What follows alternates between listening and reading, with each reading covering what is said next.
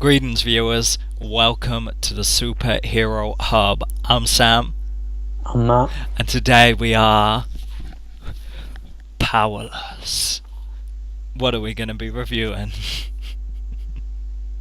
Powerless. Yeah, episode 4. Emily dates a henchman. What's that about? I'm just trying to get over that horrendous intro.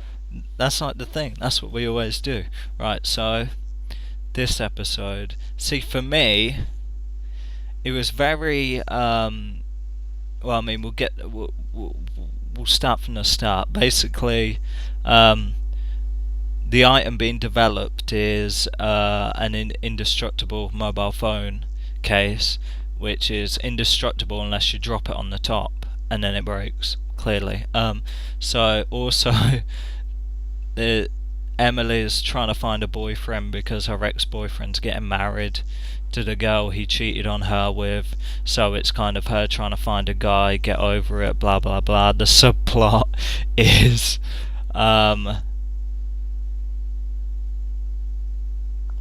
two guys, the two, Ron and Abed and Van Wayne are the Ron, other two, right? Ron and Abed. Danny Yeah. So they've managed to acquire a Batarang. So like they're trying to use well, I don't really know what they're trying to do with it, but I know Van Wayne catches on to it and is trying to use it to get hold of Batman because apparently he knocked the wing mirror off his car one time and it cost him $30,000. I mean, expensive wing mirror.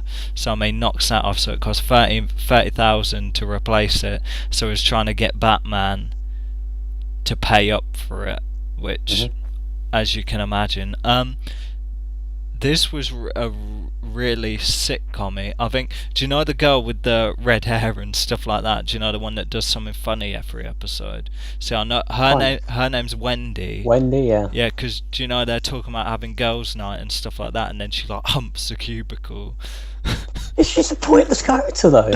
I kind of like. She's barely ever in it. Yeah, I think she's just like there to pop up every so often. They had a girls' night and she was barely even there. Yeah, and then I know the assistant's called Jackie. Yeah, She's more involved than Wendy is. She's very cynical. I don't know whether Wendy's shtick is to literally like pop up every so often and like do like random stuff. I kind of like her. I'd say she's probably. I don't hate her. I don't think it really serves any purpose. Well, the thing is that obviously Ron and Albert generally they branch off on their own little thing, don't they? Like the past 2 episodes now, Emily's been doing her hype. She was with Van Wayne last episode, and this episode she's kind of with Jackie and stuff like that. So, and the boyfriend. So like last episode, Abed and Ron have kind of been like doing their own thing, except this time they kind of bring Van Wayne into it. They're kind of doofy, so they kind of work well together. Right, that's what I mean. She doesn't fit. She doesn't fit with them. They were better with Van Wayne this episode, and she doesn't fit with the other women either. So she just kind of floats around and pops up and does a wacky gag and then goes. Yeah, I think that's her shtick. Whether they're going to flesh her out, I don't mind her carrying on like that, but maybe they're kind of trying to flesh her out and stuff like that. Because like, the characters are kind of established. Abed and Ron are like, they go off and do their own thing together and that. So yeah, it's kind of that way the episode's split in 2 bits. You got Emily doing stuff, and then you got them two doing stuff. And then the rest of the thing will either be with them or be with them, depending on where the episode's going, and that's like the 2-way split. This was kind of... this episode was very kind of sitcom-y and stuff like that. It was low on laughs and kind of... Maybe, but I thought it was better on storytelling, and... It reminded me of an episode of The Office. Yeah, and that's not a bad thing. I mean, that's basically what the show kind of is. It's an office workplace comedy, isn't it? Just with DC characters involved, and I think they found a better way of... For me, I'd rather they do what they did in this episode with Batman and the Riddler than what they did in the first couple with, Jack-o'-lantern or whatever the hell that was, and all these goofy superheroes no one really cares about.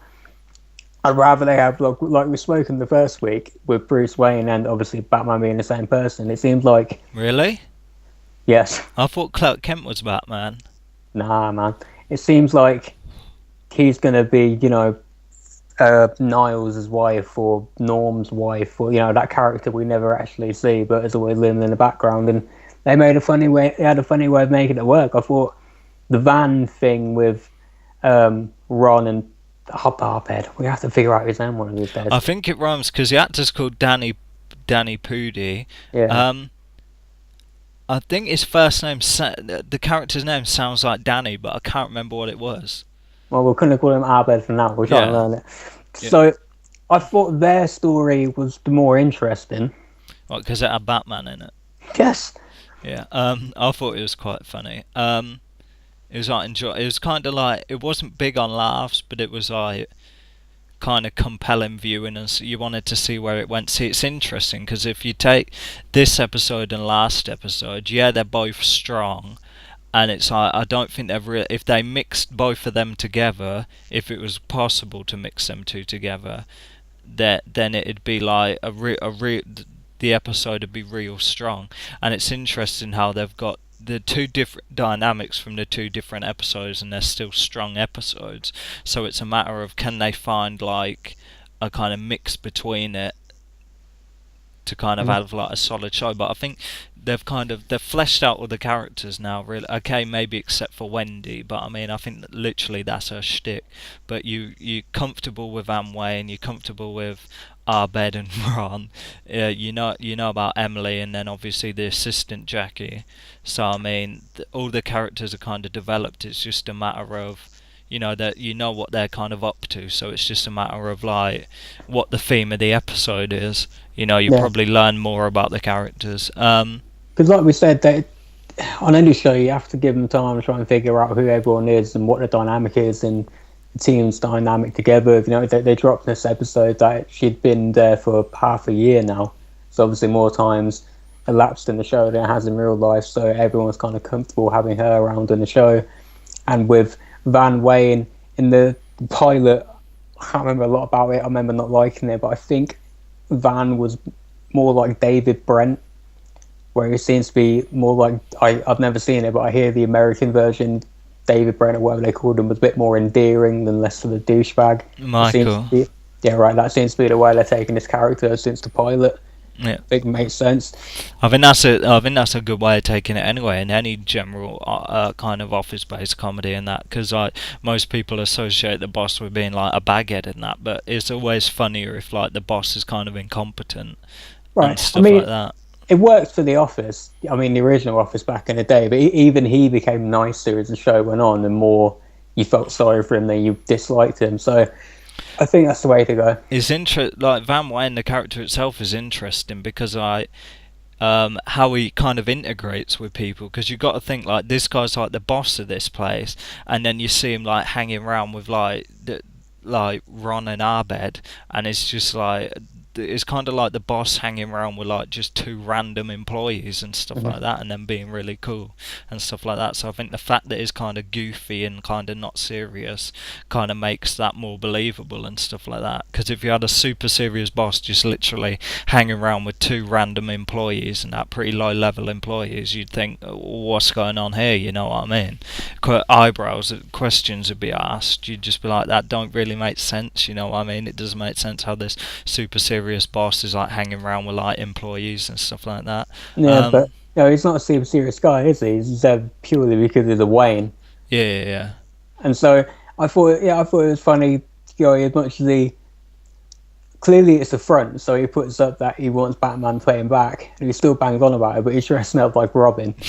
So obviously he's a big Batman fan. I thought the Robin costume was funny, not quite as funny a sight as Rodney from Only Fools and Horses, but still pretty funny. And the gag at the end with Batman showing up and not showing up, I thought that worked pretty well. Yeah. I mean, if we get on to Emily and stuff like that, what did you think of that kind of subplot? Like, I have mixed feelings. I thought the henchman thing was funny. her dating a henchman, and the henchman being seemingly a fairly nice guy, but just, you know, he has a job to do. I thought that was kind of funny. I was less into the whole thing about she's got a boyfriend who cheated her and blah blah blah. I don't care.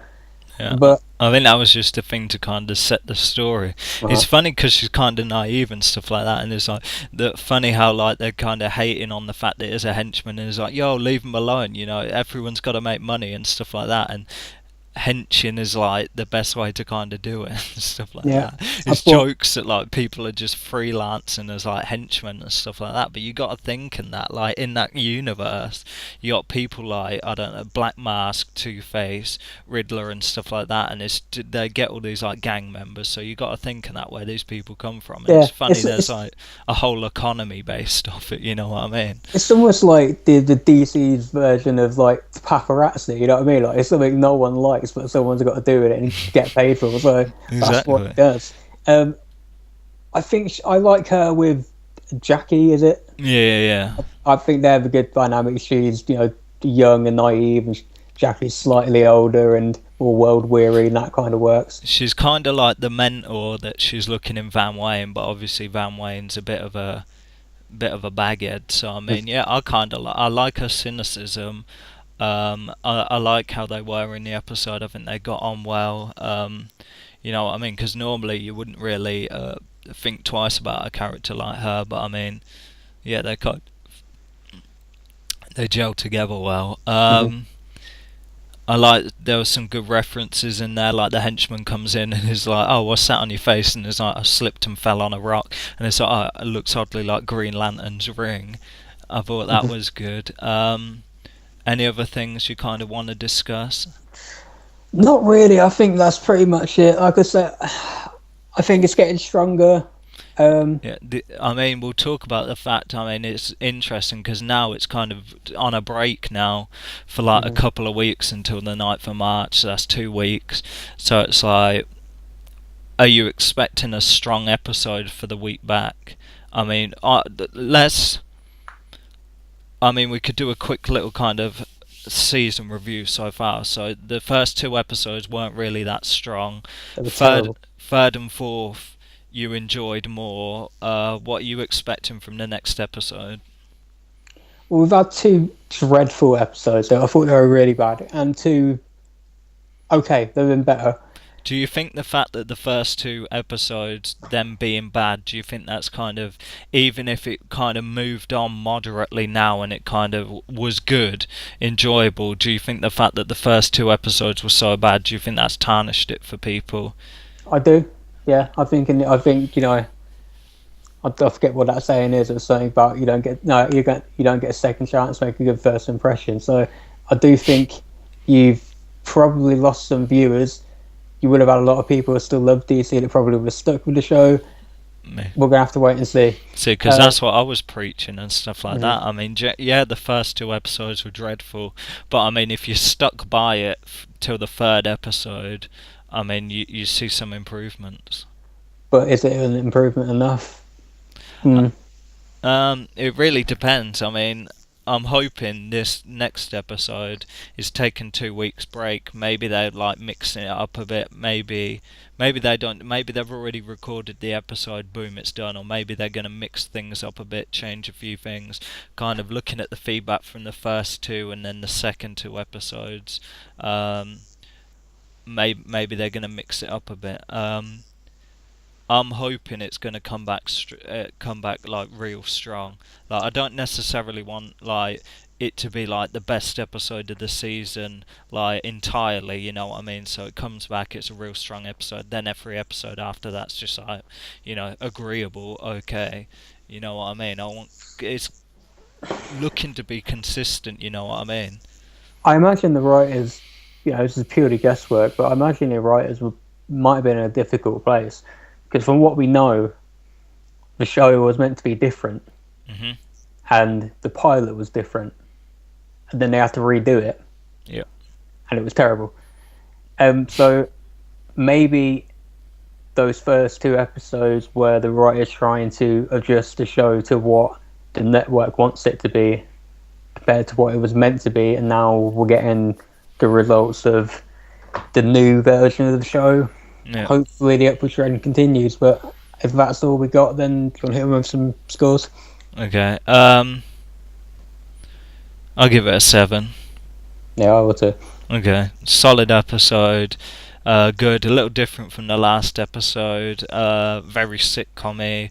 Very it was good to watch. A couple like standout funny bits. So we'll just have to see where it goes from there. But let's hope it continues. Don't forget. Well, I mean, anything you'd like to add? Nope, I'm good. Okay. Don't forget to like, share, subscribe. I'm Sam, I'm Matt. and this has been the Superhero Hub.